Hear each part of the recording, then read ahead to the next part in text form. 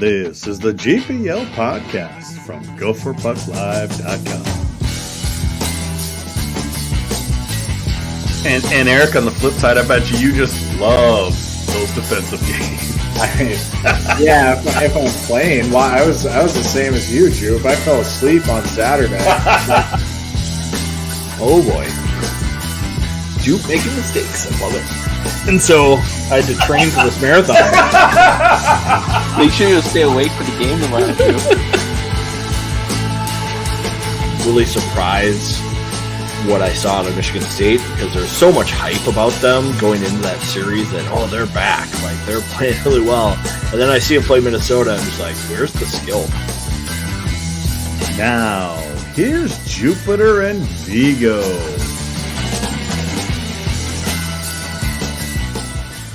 Good evening and welcome to the GPL Podcast, episode number 230. Well, Vigs, fun weekend. I picked 5 points for the Gophers. They got 3. You picked 6. They got 3. Friday night, my prediction was looking great. I'm like, Friday night, overtime. Saturday, blow them out. Not so much. They did not play well, and Michigan also upped their game quite a bit this weekend compared to kind of how they played this year. Yeah, I think we saw a lot of the flash that makes Michigan a dangerous team. Oh, yeah. Like, they've got high-end talent. Fantilli, Brindley, really impressed, I think, over the weekend. And in the matchup of maybe the best line in college hockey, Cooley, Nyes, Snuggerud, maybe the Michigan line played a little more consistent over the 2 games. And it was definitely entertaining hockey. I really enjoyed it. I think people who are wanting to see Minnesota and Michigan go head-to-head in the Big Ten got what they wanted this weekend. You know, talking with a couple of stats guys after the game Saturday night, they think we're going to be facing Michigan again, maybe even in a championship game. I'm not so sure on that. It's, you know, Michigan has a long way to make up first, and they would have a tough road to haul to get to Minnesota if Minnesota does finish first, because you're going through either Penn State or Ohio State just to get to that point. But I think as Michigan proved this weekend, especially in a 1-game match, they're going to be a dangerous team to play against. And I think the one thing that's holding Michigan back this year is the lack of discipline among the Wolverines. We saw a lot of penalties again this weekend for Michigan. Brandon Naurato was not happy with that situation, and I don't know whether he should be putting his blame on his players or the refs, because the players are definitely undisciplined, and they're doing things that I don't think Bob Motzko would let his team get away with. No. And it puts them on their heels when they're defending on the penalty kill 15, 20 minutes a night. Well, just think of it this way. They're number 2 in minutes. At least they were as of Saturday morning. Number 2 in overall penalty minutes in the country. Minnesota is 60th.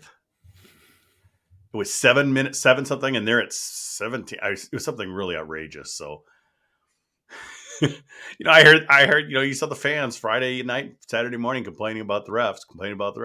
I'm like, you guys were kind of right on par for what you get per game.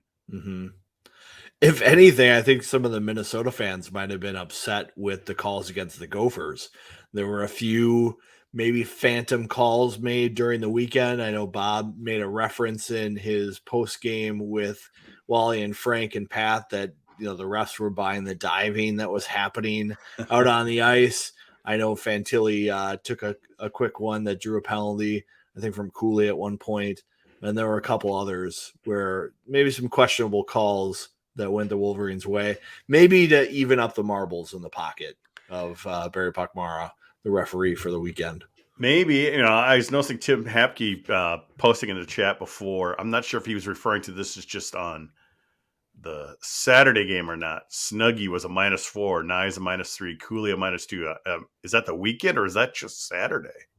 It might have just been Saturday. I don't have the stat sheet in front of me, but you know, that line was getting caught in situations where they were, you know, at that 40, 45 second mark of their shift, and they were losing a puck at the top of the circles in the offensive zone, and they were getting beat back.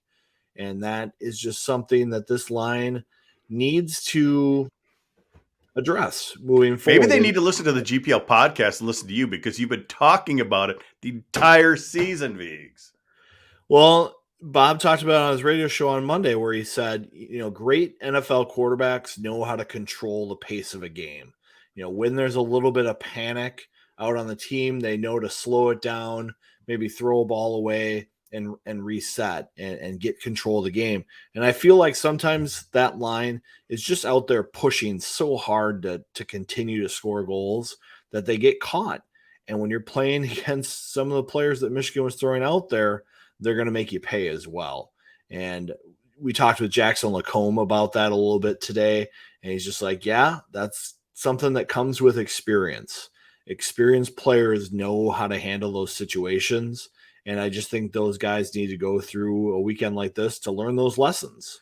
And you have noticed, and I've even actually noticed since you told me to watch it, is that Nyes has been a little more disciplined in that area. He has been the one coming off first more often than not. So, maybe he's starting to get it, but maybe the two younger kids need to kind of follow that lead. Yeah, it's hard.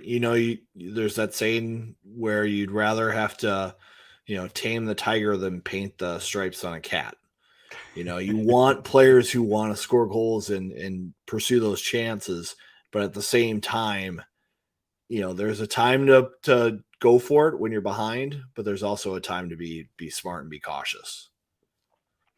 And I think that's kind of the biggest fear going forward, Viggs, is when it comes NCAA playoff time, that type of performance by that line, it's not going to work.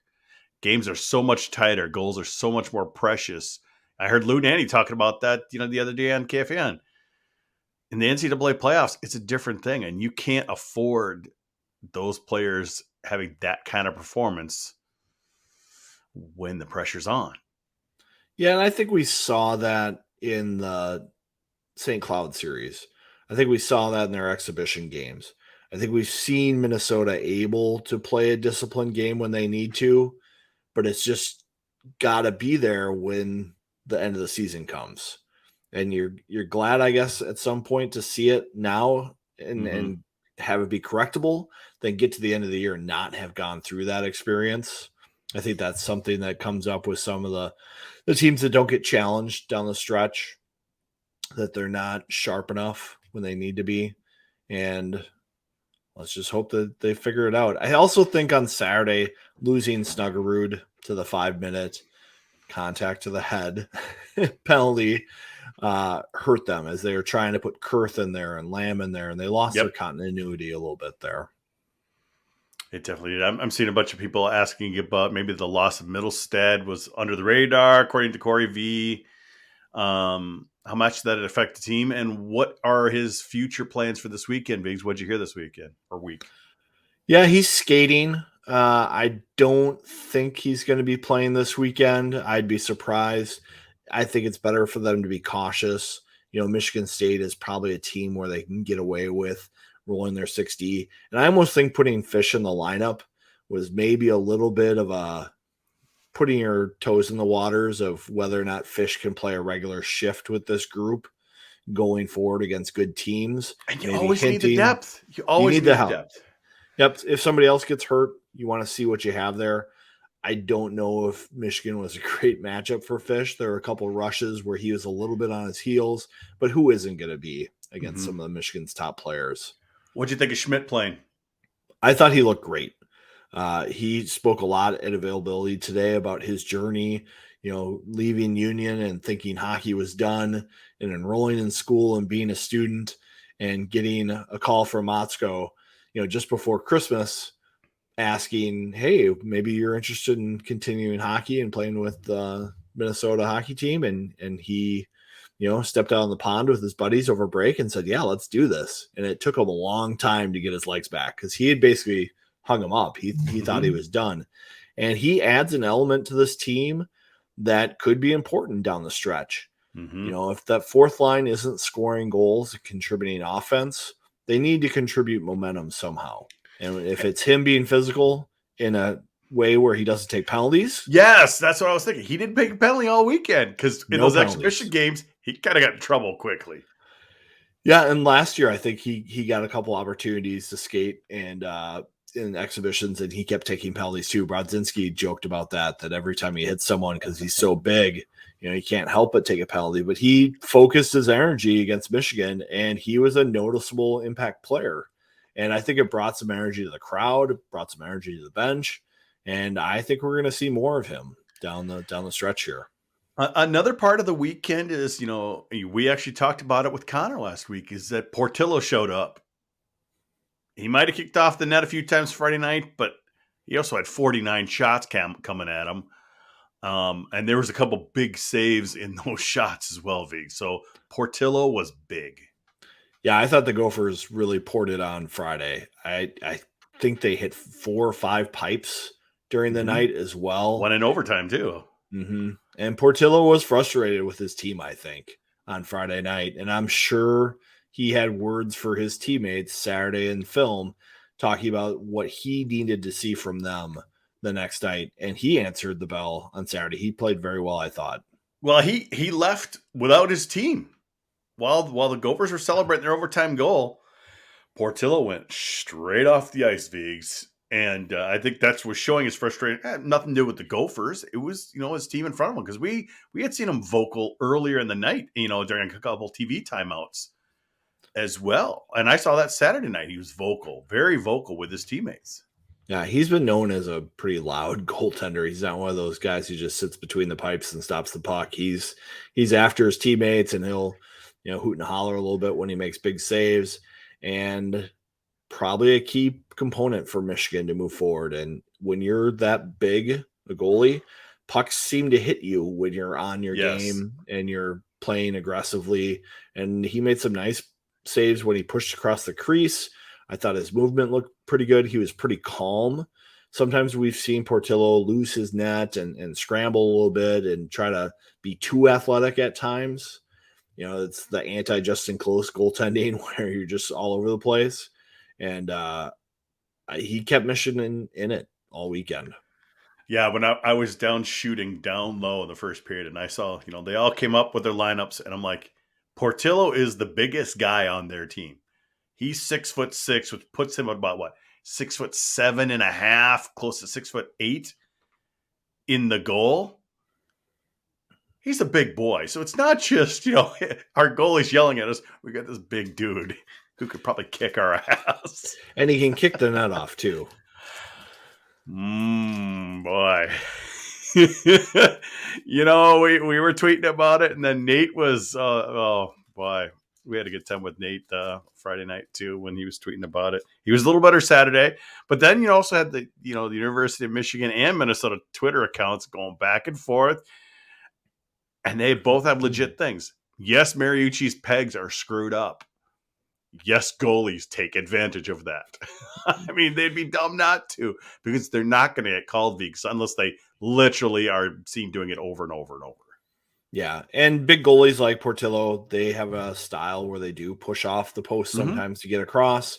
It's just what they do, and the pegs at Mariucci just aren't designed to handle that. They'll be fixed next year, folks. One more year. But it was a fun weekend of hockey, Vigs. A couple comebacks, late goals by the Gophers to tie up the games. Good crowds. I was still disappointed. The biggest weekend they'd ever had, and sold tickets over 20,400 or 700, something like that. They still had about 1,000. I mean, I think one of the nights they had 1,300 or 1,400 people no shows. And I still get frustrated with that, Vigs. I can imagine, Friday night, sometimes it's tough to get the arena. And as you know, you had to walk Friday night because traffic's at a standstill. It's not easy getting down there. But Saturday, traffic getting down there, you're not fighting traffic of regular Friday. I just wish we could have had that full house, Vigs. Yeah, they sold the tickets, and the fans who were there were loud. They were. I think the university still has some issues to figure out with their transportation around the rink on game nights. It's just not a great situation. I think it's frustrating for the fans who don't show up. I know, as you alluded to, I parked over in the Como neighborhood and walked under the train bridge and hoofed it over to the game on Friday night. I ran into 2 listeners on my way in. Really? There was a father-son. The father came up from Florida for the weekend, and he's going to be for the games against Michigan State as well. He moved to Florida, and he kept his tickets. He couldn't give them up. So that's a true fan right there. Yeah, so it is. So I got to talk to them on the way into the game on Friday night, and they were excited for the series too. Yeah, you were a little cold. You were a little huffing and puffing trying to get to the game on time when I ran into you. I'm like, how far did you walk? Oh, about 10 miles. Yeah, it's a little over a mile. It's a nice 20-minute walk, and it was brisk and windy and icy, but I made it. You got to be an athlete sometimes and get to the game on time.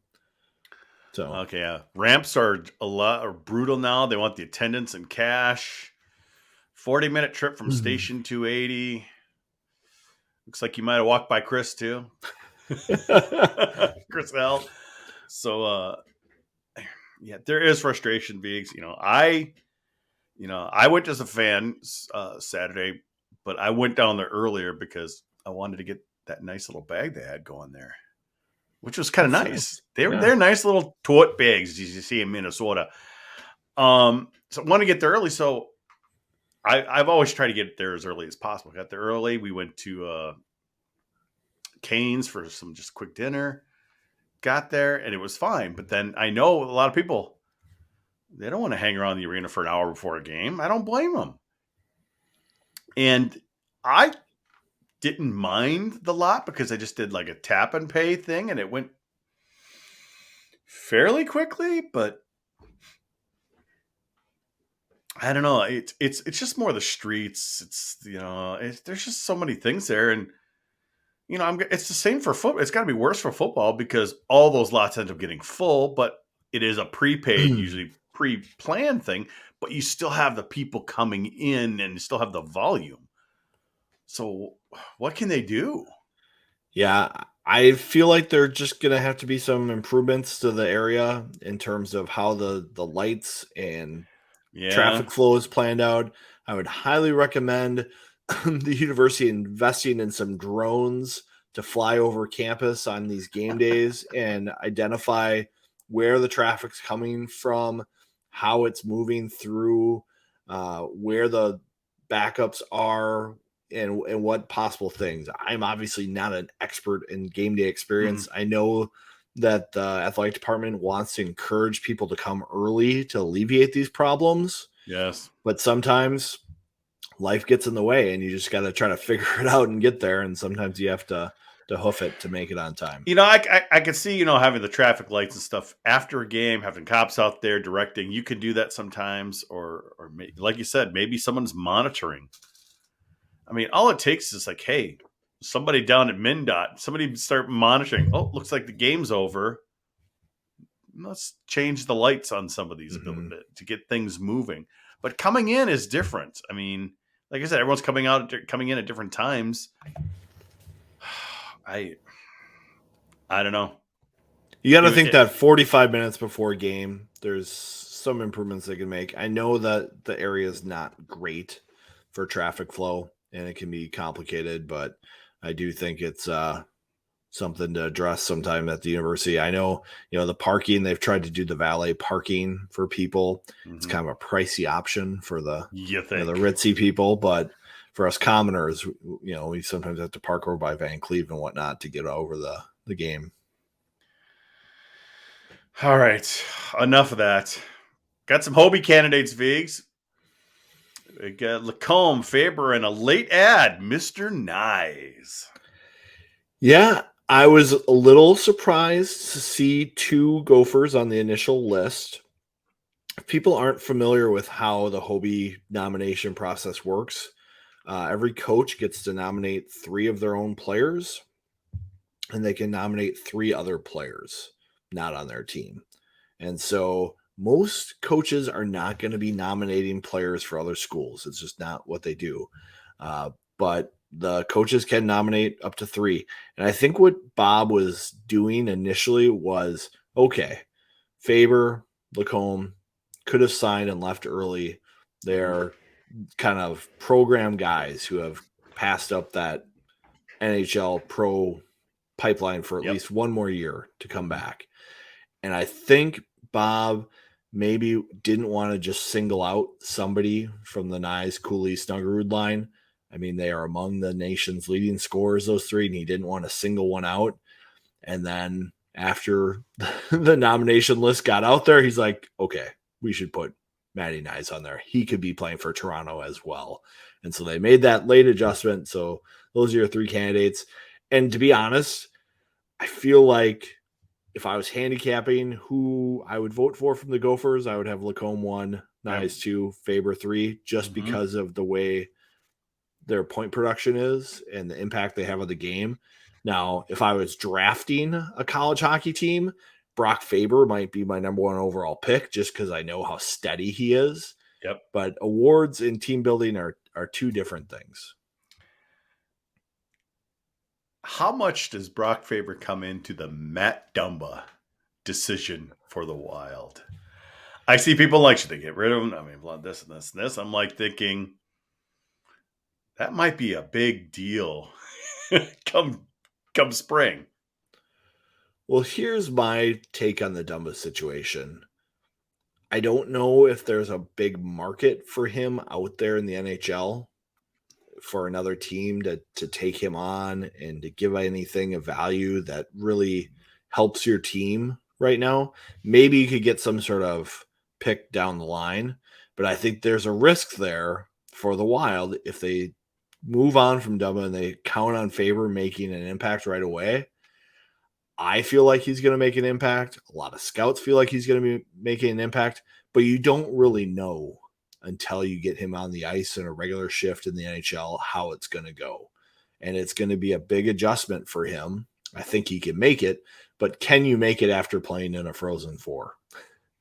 There's not a lot of time to ramp up.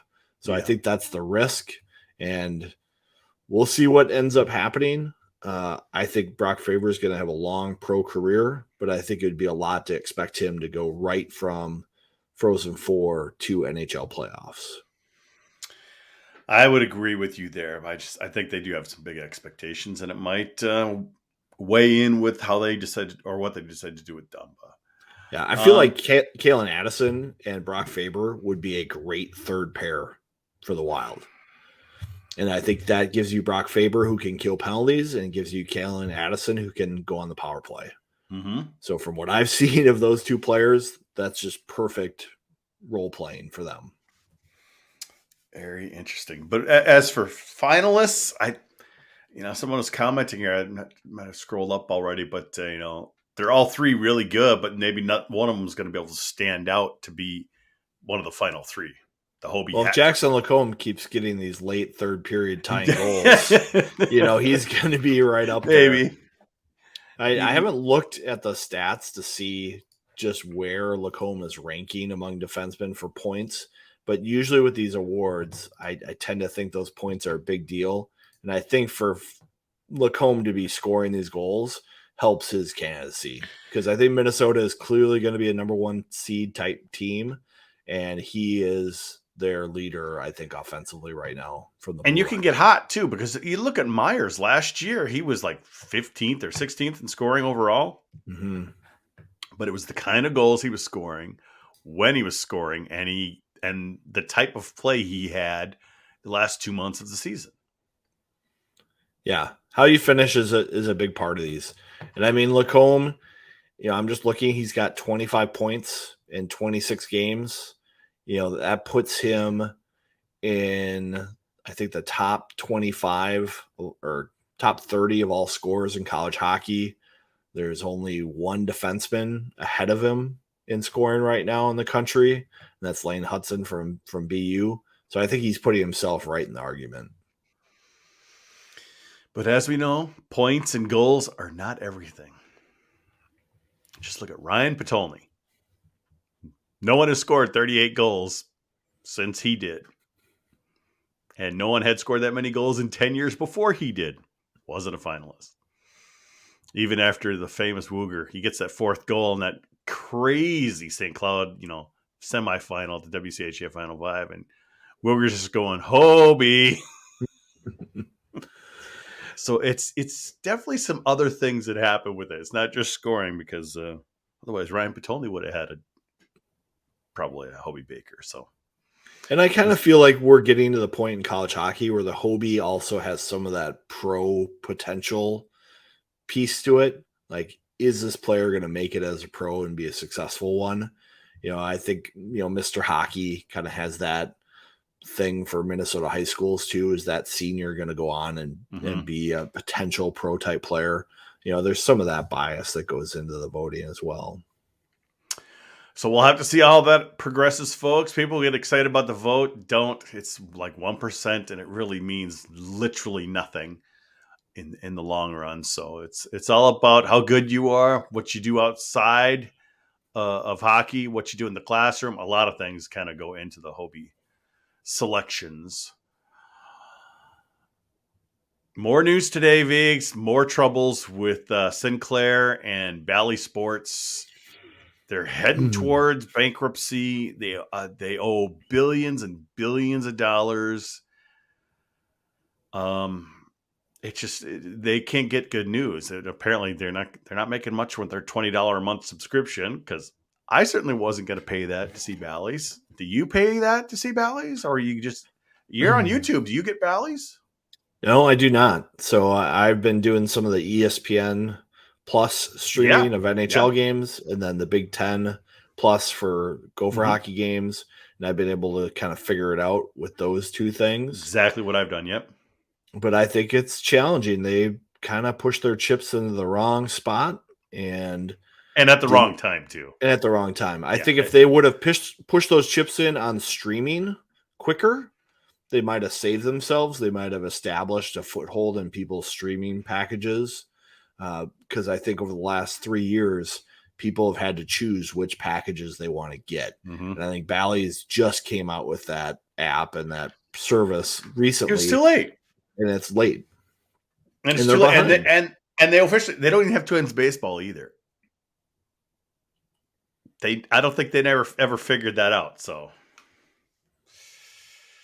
but we are having to make choices, as Jess Myers likes to point out, with what we pay for and what we're willing to watch and how we do that.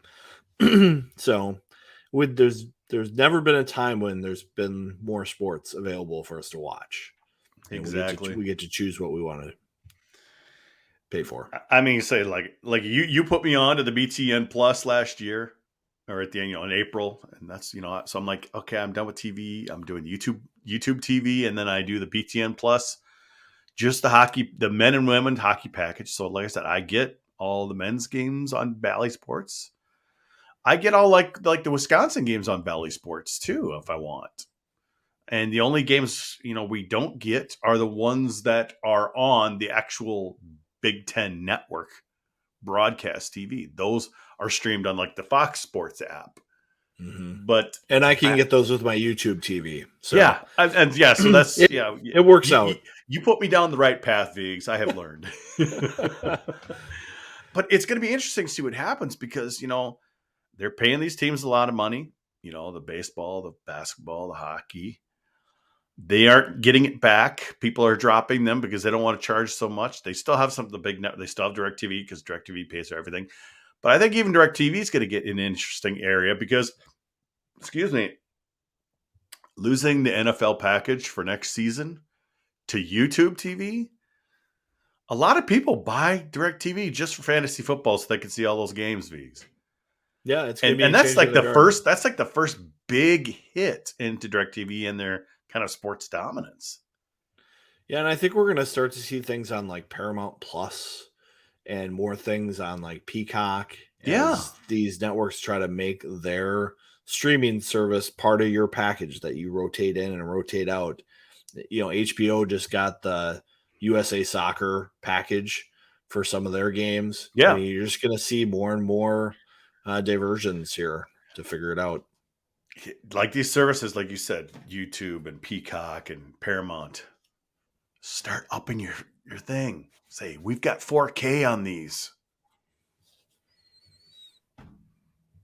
I haven't really watched much in 4K yet, though, so I'm behind the times. I'll get there.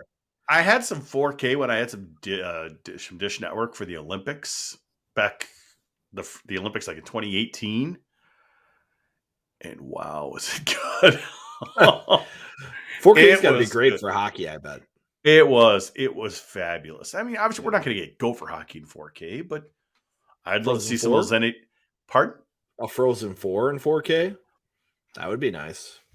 Like we don't get. I don't think they would have that. I mean, I know YouTube TV's got some 4K stuff, but I don't know. I mean, my streaming, my internet connection is more than good enough for this stuff. So let's see these packages. If you're going to go to Paramount, you're going to go to Peacock. Give us the choices. Give us the TV angles. Oh, we've discussed this before. Make it worth our while. It's a tougher sell each year as it goes along because, like I said, there's been. I mean, it's not like when we were growing up, Vigs, and there's 4 broadcast networks and 36 channels on your cable dial. Mm-hmm. It's just, and then, I mean, you've got hundreds of channels now, and you've got hundreds of, all these streaming services. So it'll be interesting. That's all I want to say. It'll be interesting to see where all that goes. All right, Vigs, we got Michigan State coming in this weekend. They were doing really well before we played them in the early first part of the season. And like you said, I had on the intro video, you were surprised. There was just no skill there. When Minnesota played, you're kind of like, what's the deal here? They've had their ups and downs since then, but they're still hanging tough right in that middle section, 24 and 25, 26 points, here with Ohio State and Penn State. They're still there. I believe they might still have some games at hand, but, they haven't folded. And I think this is it's a really good sign for their program for the future. And they're 13th in the pairwise right now, which is amazing to me that the Big Ten right now has 6 teams in the top 15 for the pairwise. And based on the way the strength of schedule works out for the Big Ten, I don't know if we're going to see any bad losses unless you lose to Wisconsin. And Wisconsin's not even that bad of a loss. They're in the 20s, I think, high 20s for pairwise. So Big Ten's in a good situation. Michigan State did have a nice weekend with Penn State coming into this series, which surprised me a little bit. Penn State has a very veteran team and usually plays a really hard game to play against. And you have to make smart, skilled plays to be successful against the Nittany Lions because you're under so much pressure. And they were able to get away with that and take, I think, 5 of the 6 points this last weekend. So they're, probably feeling pretty good about their game. But we all know it's very different to play against Minnesota on the Olympic ice. Yeah, they're in 4th place, just 3 points back of Ohio State and Penn State. So, and it looks like they have made up their games. So they're at 16, and now all the other teams like Michigan, Wisconsin are behind. So, and then Minnesota will catch up in a couple weeks, next week when they're off. So, but Minnesota did hold on to their 10-point lead, even though they split this weekend. So actually, I think they might have gained a couple points. They started the weekend with 10. So. It's still in Minnesota's own control completely right now.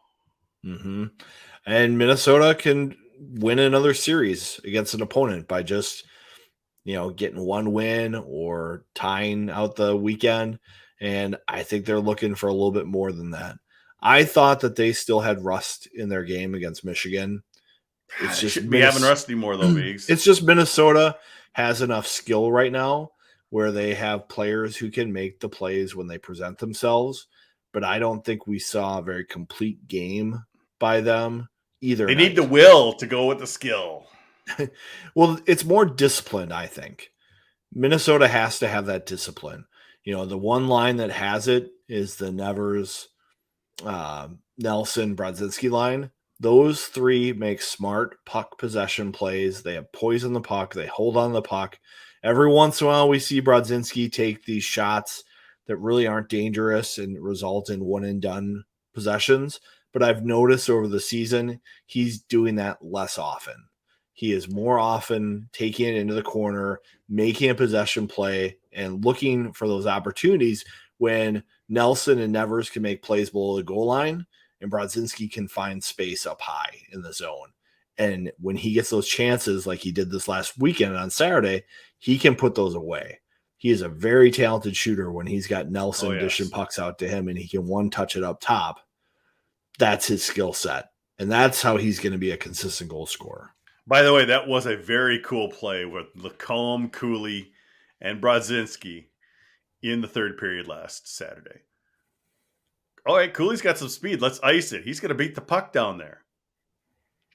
Everyone follows him, just like Lacombe. He says, or not Lacombe's got what Brodzinski said. And they're all going to follow him. And then who looks wide open out in front? I mean, Portillo had no chance there. So that was kind of almost like a set play, Biggs. Well, that's what Nelson said. It's like, I knew he'd beat him to the puck. So it's just like, I'm just going to pass it off the end wall to him and he'll win the race. And it wasn't just like a luck play. You know, when they saw that situation, they're like, okay, that's what we're doing. And because awesome fit by Brodzinski. Because I was watching the game, I'm like, why are you icing it? Because it was a clear throw it up the ice. Nobody close to the pass. And I'm like, all of a sudden, oh, well, okay, he's going to beat him. And also, whoa, it's in the back of the net. That happened real quickly. So it was a cool play. But when you first see it, you're like, what are you icing it for? But like that play and like Nyes driving the net, you know, for his goals, you know, that's the skill that this team has. You know, Snuggerud, when he got his goal, that's a skill play. Those weren't like domination type situations. Those are the players that play for Minnesota making great skill plays at the right time.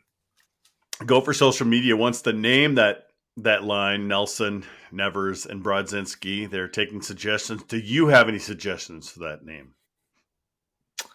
I do not right now. It's a tough one. Yeah. But that's why they have a contest for it. So what happens this weekend, Viggs? How many points to come away with? We've been a little positive lately, and it hasn't come through for us. It has not come through for us. And I get worried a little bit with that 4:00 game on Saturday. Just knowing that this team, I don't think that they're necessarily focused on this weekend as a must perform at an elite level kind of weekend. And that always worries me. And maybe the atmosphere, a 4:00 game on Saturday could be a little tricky. It's going to be sold out. It's going to be sold out. And when's the last time you can say Minnesota sold out a weekend against Michigan State? Ever? I mean, maybe the college hockey showcase back in the maybe 90s. The college hockey showcase. And that was only one game, too. It wasn't a 2-game series. So that's pretty That's a good question. I don't know. Yeah. So that's pretty exciting. But will they all show up? I think this is a weekend where we're going to see another OT game. And I think, you know, you're going to get 4 or 5 of the 6 points. I'll go with 5. They've looked pretty good in OT lately. They have, well, until Saturday. I don't think they touched the puck, did they? They did not touch the puck. And that was kind of the story of that whole game on Saturday. I thought they did not have a lot of puck possession. Okay, so Steve, wait, where is it? Steve, you're going back to the NCAA Total Goals Series at the old Mariucci. Wow. That's the one we've all seen the video of Frank and Wally calling it. Their voices are so much higher because they're so much younger. That's some good stuff. Don't you have the announcers with the hockey helmets on? They did because they're up behind the goal. Behind the goal. Safety first. Sully says, brooms, get out the brooms. It's going to be a sweep. I'm kind of with you, Sully. And thank you for the tickets Saturday. I enjoyed them. Nice to see your boy get married. Yeah, congrats on that. Not so sure on the picking of the time on that, but yeah. He'll just have to deal with it. Young Eagle. Congrats on him. Yep. Big congrats. Maybe someday he'll get that cabin. It's already in his name, isn't it? Right. So I'm thinking I'm just going to go sweep. I need to be positive. We need to put some more positivity in this. And I'd like to see some more goals scored, Vigs. That we got a little better last week because of the style of play. But man, let's get some Culvers going. Culvers would be nice. I really took away from the last weekend how well Justin Close played. We've been hard on him at times. I think the fan base has been hard on him. He played really, really well this last weekend. He made some post-to-post type saves, athletic saves where he has big pushes to get there. That we've seen him be vulnerable against. That we've seen him be vulnerable. He was able to make saves on those. He was very good on breakaways. He's been good on breakaways the last 2 weekends. And he's really starting to become a little bit above average goalie. Maybe even an all Big Ten goalie. What did Shearhorn say? He might end up, the guy we need and the guy who becomes the hero for this season. So he could be. Although we also saw some times where we saw passes across the zone where he got beat because he's, a small goalie. So there is still that. That does happen. But I saw a higher ceiling for him than we've seen in the past. And I don't think Minnesota splits against Michigan if Close played a bad weekend. You're probably right. Because, Friday night, I felt like killing Nyes in the first period with some of his stupid passes in the defensive zone. And that happened it wasn't just him. It happened a couple other times this past weekend. I'm going, what are you doing? Mm-hmm. I mean, that's not the time to be a fancy little, I'm going to flick this out to the middle. No, they didn't score on those opportunities, Vigs, but you're playing with fire. It was playing with fire. And I also got that same feeling when I saw those kind of plays being made, and those were not the plays they were making against St. Cloud. And I think that's just the mindset of playing Michigan. As we talked about it in the availabilities that week, it's going to be fun, up and down hockey, lots of goal scoring chances. Well, that's what we got. And it was fun to watch, but it's got to be hard on the coaching staff. It's got to be. All right, Biggs, anything else going on for the live listeners here and the people listening on recording? Number 1 seed still in play right now for Minnesota. Definitely. With what happened out east with Quinnipiac losing to Cornell, with St. Cloud swept by Cornell, weren't they? Yeah, St. Cloud taking care of Denver. I think that kind of widened the gap between Minnesota and these other teams in the pairwise. So as long as Minnesota keeps doing what they can do, and I look at their schedule, it's Michigan State, Wisconsin, Penn State, Ohio State down the stretch here. I don't think you would be worried about any of those weekends. Maybe at Pagula, which is kind of like the house of horrors for the Gophers. Come up with a split there and I'd be happy. But they might already have the number 1 seed. They might already have the Big Ten locked up. That would only basically be a pairwise type weekend, which could be silver lining that it would be motivation for them. It could be, but it could also, like you said, if they have something wrapped up by then, obviously that's very positive, but it also might give them a chance to kind of relax and have some fun. Mm-hmm.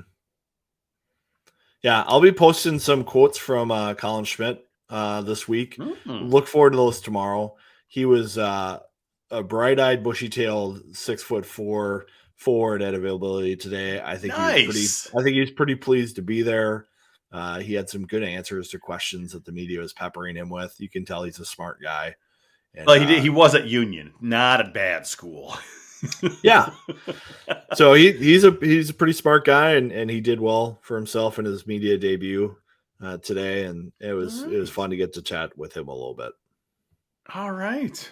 Sounds good, Vigs. Sounds good. That's all we got, folks. No guests this week. Kind of nice to be able to relax and not have a guest and take it all for ourselves. It's all good. I do encourage everyone to, if you're listening on like iTunes or their podcast, give us a review. Give us a rating. I always forget to mention that because I'm not even thinking about it. But, we got all these people watching live. Even if you do watch live, give us a thumbs up on YouTube. Pop on over there. It helps people find us. It does help people find us when people give us a thumbs up and approve what we're doing. And we hope we're giving you good content. We're doing our best here. So it is all good. But, we will be off next week. There will be a bye week for the team, and they're off. And that's where they'll catch a couple of the teams. We'll get with the other teams that are, missing, and we'll get down lower on the games played, which is good. But then we're right back at it. Two road series and the final home series against Ohio State, Vig. So it's coming down to the wire here. It's going to be fun. I mean, this is a great Gopher team. I mean, this is a tournament team that they're building right now. Motzko talked about Schmidt being that playoff kind of player that they're looking for to maybe put in the lineup. I think we'll see him going forward until he plays himself out of it. All right. Sounds great. Well, that's going to do it for this GPL podcast. Like I said, we'll be back in 2 weeks to preview the series with the Badgers. Maybe have a guest too. I'm not sure yet. For those of you listening live, stay tuned for some overtime. For the rest of you, we'll catch you next time on the GPL podcast.